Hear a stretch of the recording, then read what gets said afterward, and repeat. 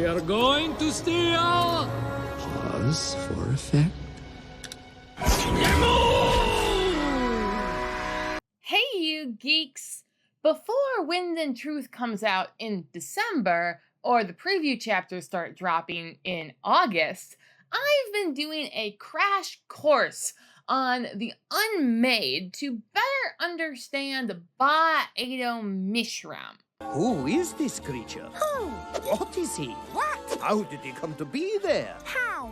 Working through the Stormlight archive through various perspectives, I've circled around these questions and finally realized that I hadn't yet asked what might be a very big question going into Wind and Truth, and that is, where was Ba-Ado-Mishram even captured, and why was that location chosen?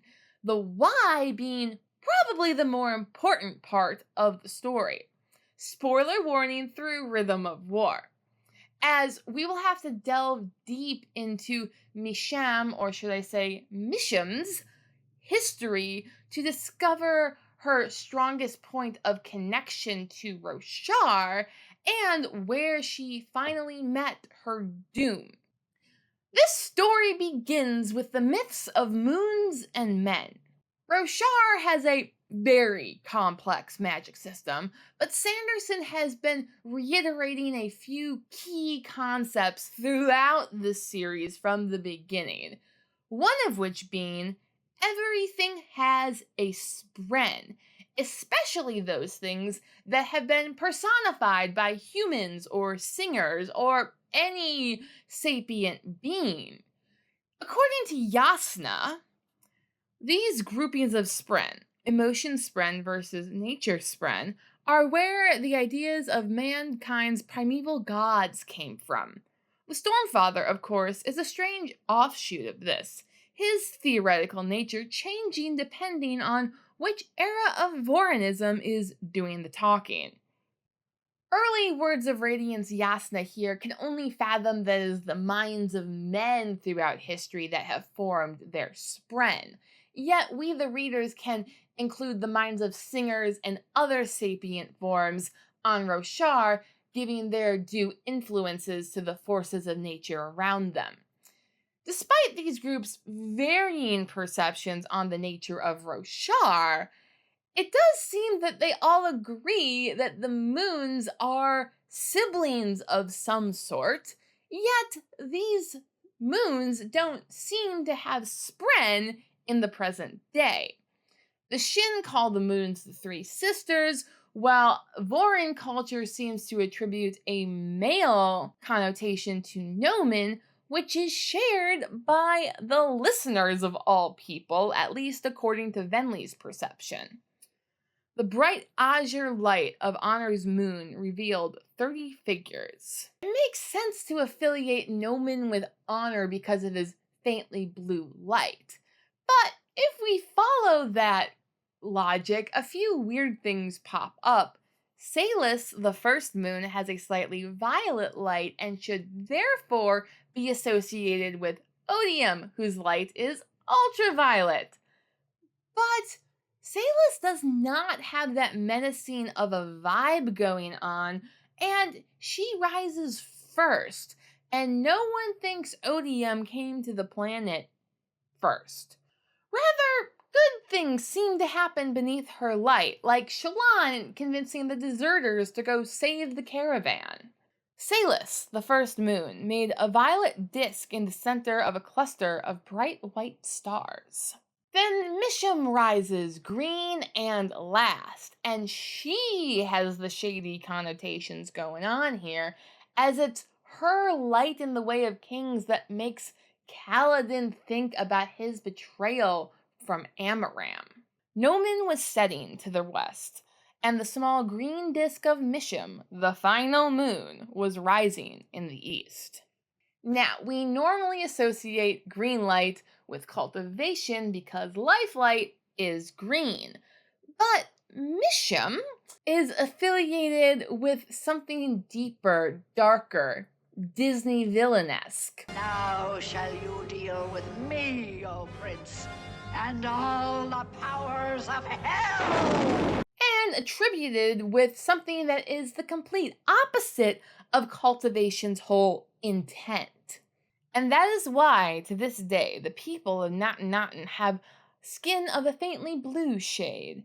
And it is why Mishram, though still crafty, has never again left her place. Most importantly, it is the story of how the moon came to know the one thing that before only mortals had known: loss. The story of Mishram and Queen Sa in their Princess and the Pauper escapade bring up so many questions. Firstly, did Queen Sa actually, court the Spren of Nomen for a day? You never told me you made out with the moon spirit. And if he exists, did he really just sire an entire people of Natin and then, forget about them as they get destroyed and sent off to the edges of the continent and the interludes of the Stormlight archive? And the moon's a harsh mistress. In fact, where are any of these moon spren now? As Syl indicates, there were spren on Roshar before the coming of honor and cultivation. How had the first honor spren, or any of the other intelligent ones, been created? Had they been shaped from raw investiture by Honor himself? Had they grown out of these, their cousins?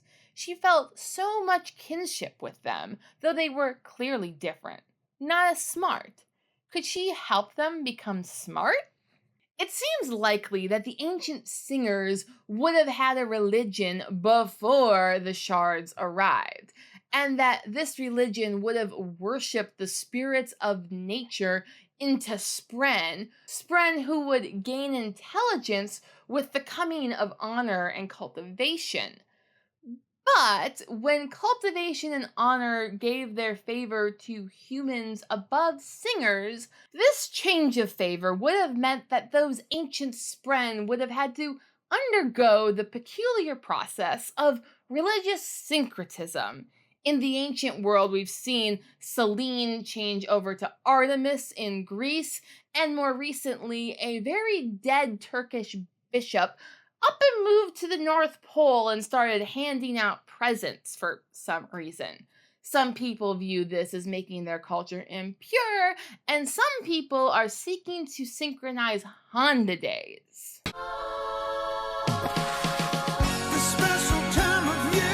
Considering how much Sanderson loves to talk about religious questions in his work, I'm kind of surprised this hasn't come up already. Yasna's already theorized that a spren's personality could change based on the people's perception of them, above and beyond the quantum mechanics stuff that happens with the mindless spren. So, how much could a spren's personality change based on the perception of the people around them? Could Honor's symbol to Roshar have transferred from Nomen to the singers to the Stormfather for humans? And could the Stormfather have forgotten that he was once a moon and a father of an entire race of people? When that happened, the good man who was your father was destroyed.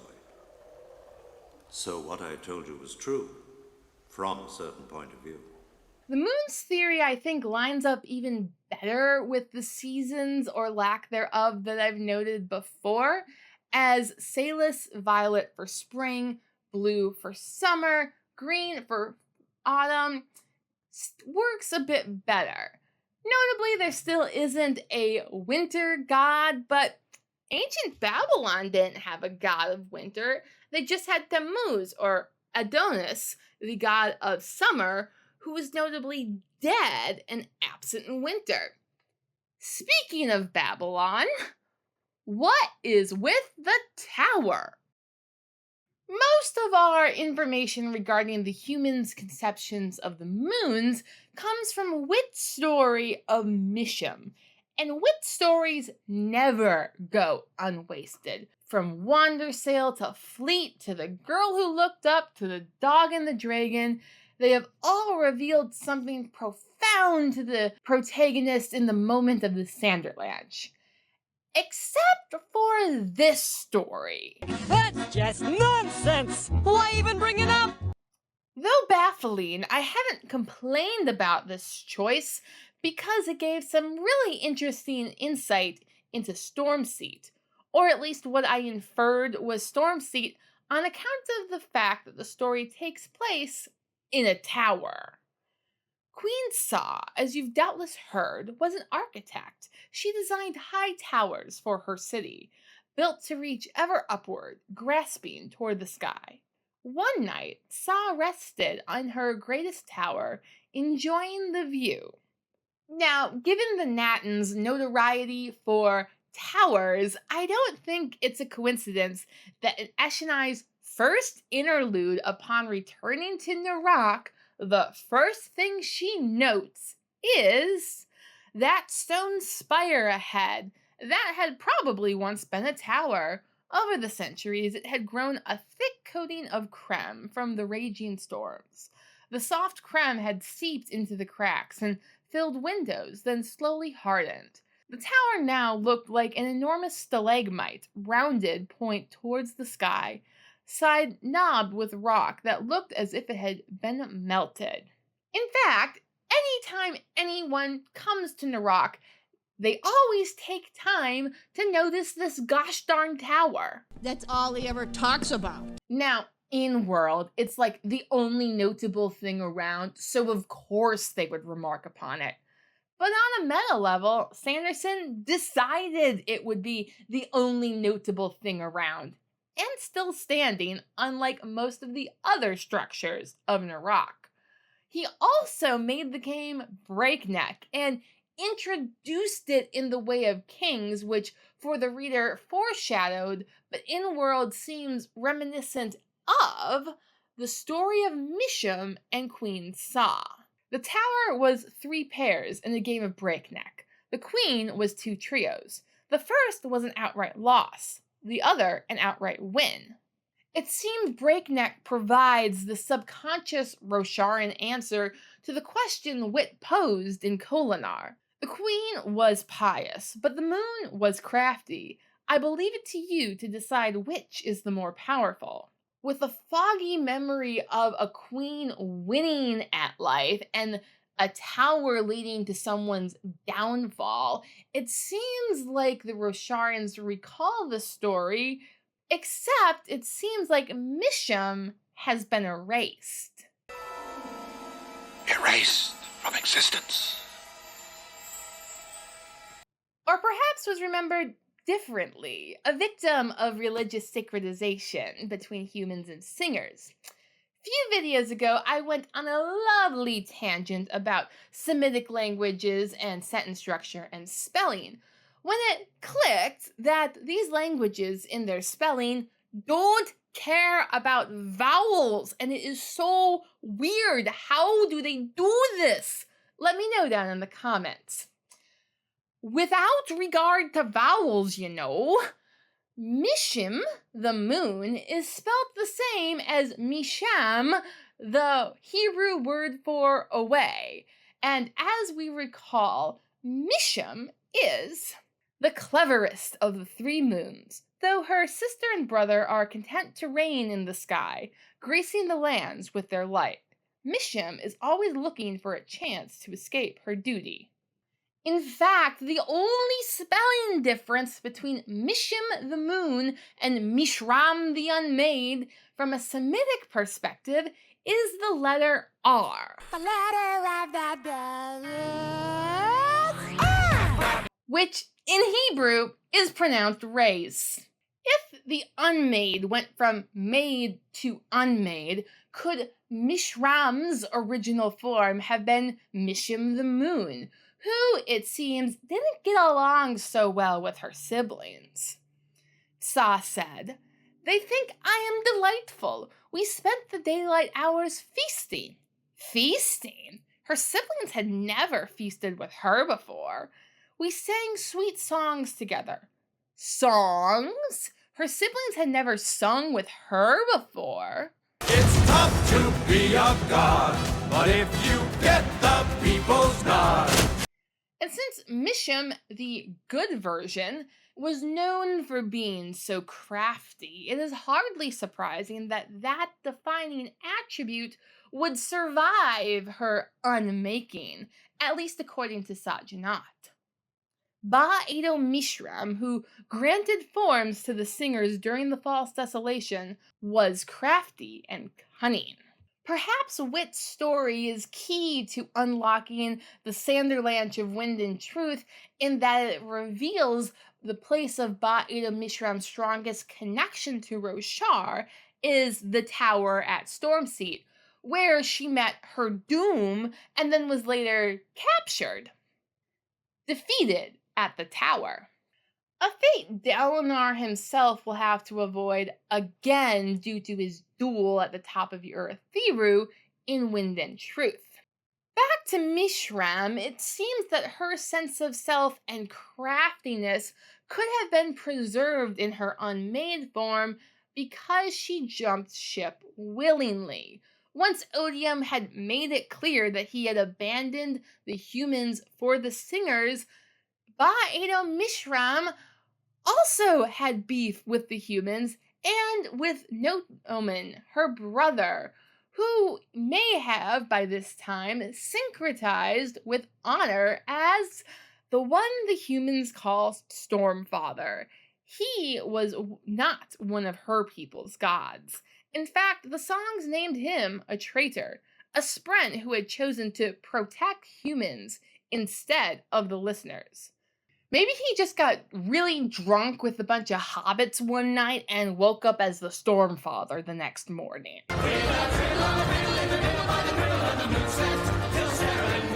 It seems that Misham's sense of betrayal by Nomen, Honor, and the humans was so strong that she eventually became obsessed with revenge. Take responsibility for my own life or blame you. Ding, ding, ding, ding, ding. Blame you wins hands down.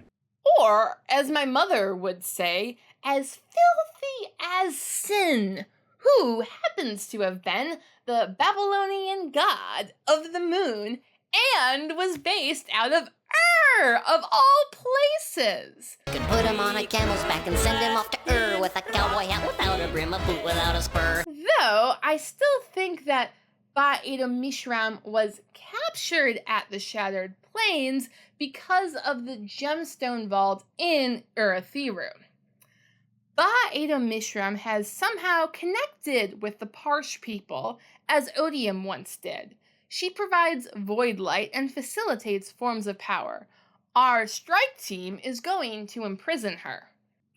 One does not usually send a strike force to go and do things in the backyard, and though Urithiru was lowering its defenses against the Unmade for reasons unfathomable, it's not a place that an Unmade would feel comfortable, where you would want to trap them unawares. So the strike team went somewhere, and lo and behold, Ba-Ado-Mishram was captured, and then the Radiants gave up their shards, as we saw at Feverstone Keep.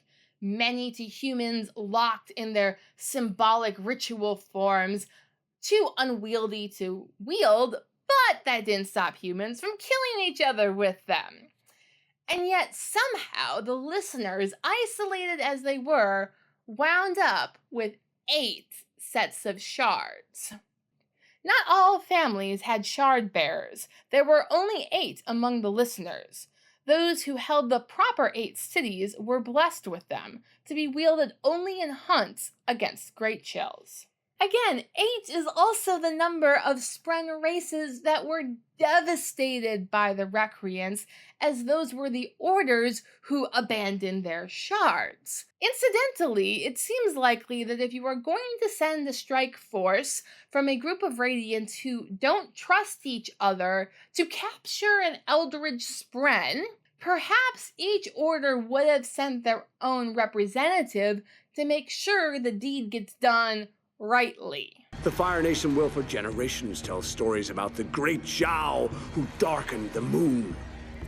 They will call me Zhao the Conqueror, Zhao the Moon Slayer. I'd always assumed that those 8 sets of shards had been left and then found outside of Narak. But Eshonai's flashback speaks of corresponding cities, possibly where the Radiants had intentionally left their shards.